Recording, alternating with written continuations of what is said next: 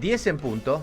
Vamos a hablar con Marcelo Ramírez. Marcelo es analista internacional, experto en geopolítica y bueno, él está analizando lo que está ocurriendo en el conflicto Rusia-Ucrania y tiene una mirada que realmente merece, merece tenerla en consideración porque es otra mirada.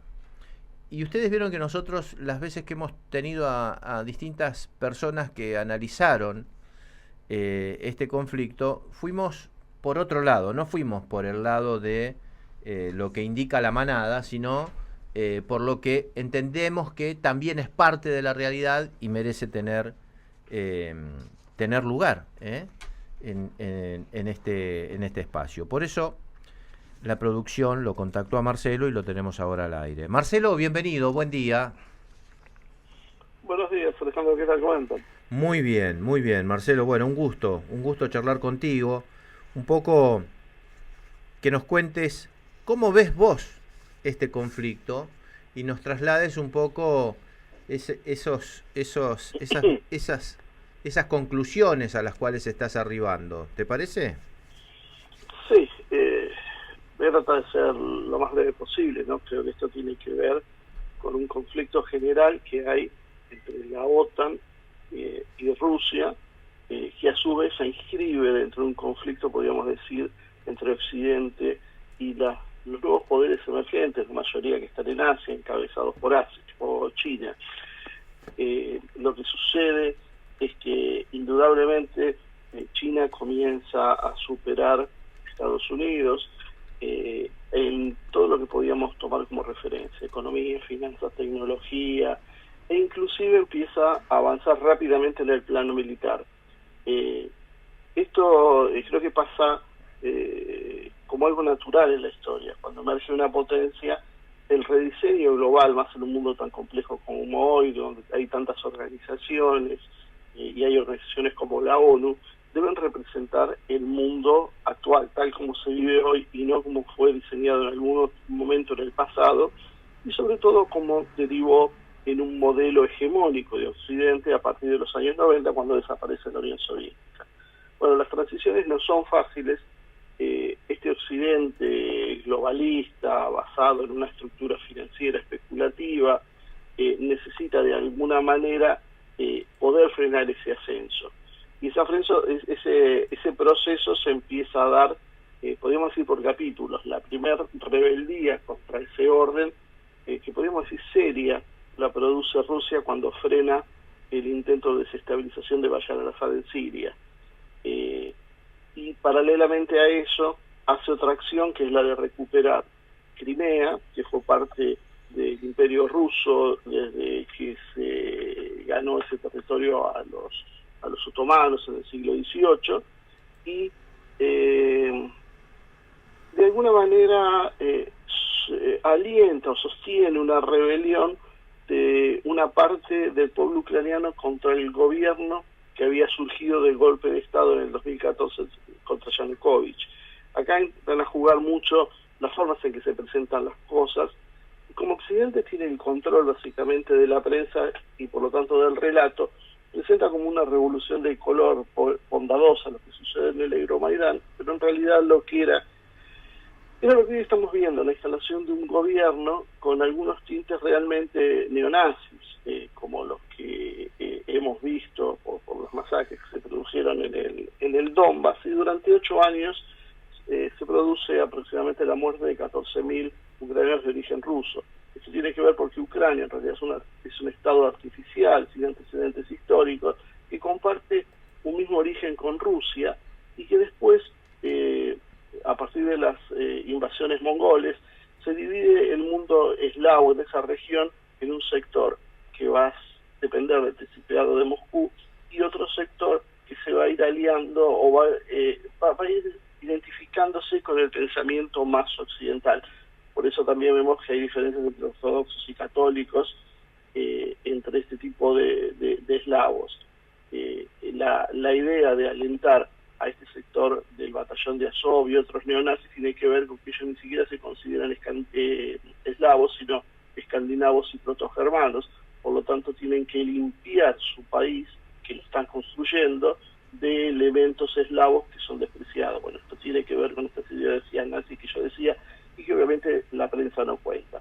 Entonces ahora lo que estamos viendo es el choque de estos dos sectores dentro de Ucrania, unos apoyados por la OTAN, especialmente por los británicos, que tienen una amplia experiencia en buscar cuestiones internas, diferencias que existían a lo largo del tiempo y alentar el conflicto. Rusia decide intervenir porque además Ucrania, el gobierno de Ucrania había decidido tomar el Donbass a sangre y fuego, eliminar a la población de origen ruso y luego ir contra Crimea. Eso es lo que precipita la acción de Putin. Esto, bueno, es lo que ella empieza a mostrar la prensa en función de un conflicto abierto y ya bélico. Bien, bien. Marcelo, ¿y qué es lo que nos llega a nosotros de todo esto? En el aspecto comunicativo, ¿preguntás? Exactamente. A nosotros nos llega una versión, como siempre, edulcorada y parcial. Yo te doy como un ejemplo. Ayer hubo un ataque sobre una estación de tren, más de 50 muertos, era gente que estaba huyendo de la guerra, y automáticamente los medios, junto con el gobierno de Ucrania, dijeron: los rusos bombardean esto. Y esto no tiene ningún sentido ni desde el punto de vista militar, porque Rusia necesita en todo caso que se saquen a los civiles para poder avanzar sobre las grandes ciudades. Hoy sobre el sector este no están avanzando y han retrocedido en lo que es el sector norte, está Kiev, y eso simplemente porque se ha recalculado el plan. Yo creo que esto tiene que ver, bueno, es largo de explicar, pero tiene que ver con que el objetivo de Rusia parece ser generar un manto de protección sobre esta región. Bueno, volviendo al tema de esto, de este ataque, se usa un misil Tochka-U, es un misil de la época soviética que tiene Ucrania y que Rusia dejó de prestar servicio hace décadas. O sea, ese misil ya no lo tiene operativo Rusia, sí lo tiene Ucrania. Los ucranianos muestran el misil, casualmente encuentran la parte con el número de serie del misil y dicen que fue lanzado desde Rusia, pero como hacer los cálculos telemétricos se ve que el misil es lanzado en realidad del sector ucraniano. Bueno, esto es es el resumen de lo que estamos viendo. El gobierno ucraniano le conviene presentar una historia de víctima y necesita mártires para conseguir que Occidente tenga la justificación para enviar más armas y para enviar asesores militares y mercenarios, porque esto también se habla poco, pero esta semana supimos que se había hecho una bolsa en Mariupol y ahí se había cercado a un grupo de oficiales de, creo que era media docena de países, Estados Unidos, el Reino Unido, Francia, Polonia, que estaban combatiendo en Mariupol. O sea, ya ni siquiera estamos hablando de entrenamiento, estaban presentes. O sea, lo que Rusia está luchando no es contra el gobierno de Ucrania, sino está luchando contra la OTAN en su conjunto, que está participando activamente, pero en la forma menos visible posible. Esto los medios lo transforman y muestran un país poderoso y agresor sobre un país débil que no hace nada, omiten decir cuáles eran los planes del gobierno de Zelensky, omiten decir cómo está integrado ese gobierno, omiten decir las relaciones que tiene Occidente y omiten decir la razón real que utiliza, que es de interés de Occidente, que es el avance sobre las fronteras rusas con Europa Oriental. Esto tiene que ver con un proceso de desestabilización. Fijémonos, por ejemplo, que no han mencionado los reiterados pedidos de Rusia y ahora se ha sumado China para que Estados Unidos dé explicaciones sobre los laboratorios biológicos que se encontraron en la frontera con Rusia. Se encontraron por lo menos 24 laboratorios aptos para guerra biológica, inclusive han experimentado con el virus que conocemos como SARS-CoV-2, con murciélagos y con aves para estudiar la diseminación. Esos laboratorios son sostenidos por el Pentágono. Rusia presenta las pruebas, las Naciones Unidas se niegan a analizar estas pruebas por veto de Gran Bretaña, y sobre esto vemos como la prensa ignora el hecho prácticamente, y lo único que manifiesta el gobierno de Estados Unidos finalmente es que, bueno, es cierto, existen los laboratorios, se ocupaban de esas cosas, pero lo que a ellos les preocupaba es que esto pueda caer en manos de Rusia. O sea, esta es la visión que se le está presentando a la población, y como en general nadie sabe de lo que pasa en Ucrania, nadie conoce esto y nadie tiene mucha idea de lo que es la política internacional, es poco, es un porcentaje relativamente bajo de la población que se ocupa de estos temas, es bastante fácil hacer que muchos de los ciudadanos comunes terminen tomando partido creyendo que están apoyando el lado bondadoso y el lado agredido de la historia sin conocer cuál es la verdad, ¿no? Bien. Por último, y ya te liberamos, Marcelo, a partir de todo esto que nos estás contando, decinos quiénes son los ganadores y perdedores a esta altura del conflicto entre Rusia y Ucrania. Bueno, yo creo que un gran ganador, el ganador neto de esto, yo podría decir que es China. China consigue ahondar su trabajo en contra del dólar y posicionar el yuan. China consigue que su sistema equivalente al SWIFT empiece a ser una realidad y tenida en cuenta por muchos países. Consigue que terceros países como India, por ejemplo, apoyen a Rusia y comercien en rublos y en rupias, saliendo del esquema del dólar, o sea, directamente terminan beneficiando la posición china. Y bueno, accede al mercado ruso, que es un mercado de 140 millones de personas que Occidente le regala. El gran perdedor, a todas luces, es la Unión Europea. Directamente la Unión Europea se está suicidando económicamente, está perdiendo las inversiones que hizo en Rusia, las sanciones no funcionan. Rusia calculan que va a tener un 30% más de ingresos este año por las ventas de petróleo y gas, porque han subido los precios como consecuencia de las acciones y de otras materias primas, que esto todavía no está muy calculado, pero también va a ser de esta manera. Rusia es proveedor de alimentos claves, es el proveedor de materias primas claves, que todas son necesarias para Europa y que Europa renuncia, lo cual ya está generando muchos problemas internos. Ya empezamos a ver las primeras movilizaciones en Europa por la inflación, la carestía, el costo de la energía, y todo eso se va a seguir profundizando.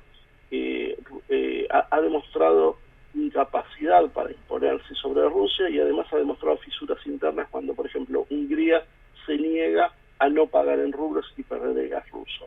Estas tensiones van a ir creciendo. Vamos a ver qué es lo que pasa en Francia en las elecciones.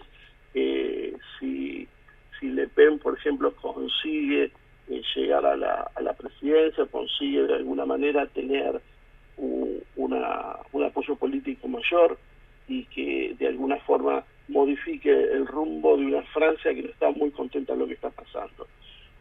Estados Unidos creo que tampoco tiene una gran victoria si uno piensa que en realidad empieza a perder un socio estratégico como es la Unión Europea, porque es un mercado que va a ir colapsando a medida que vaya pasando el tiempo, cada vez con mayor velocidad, en función precisamente de esta estrangulación que se están haciendo a sí mismos.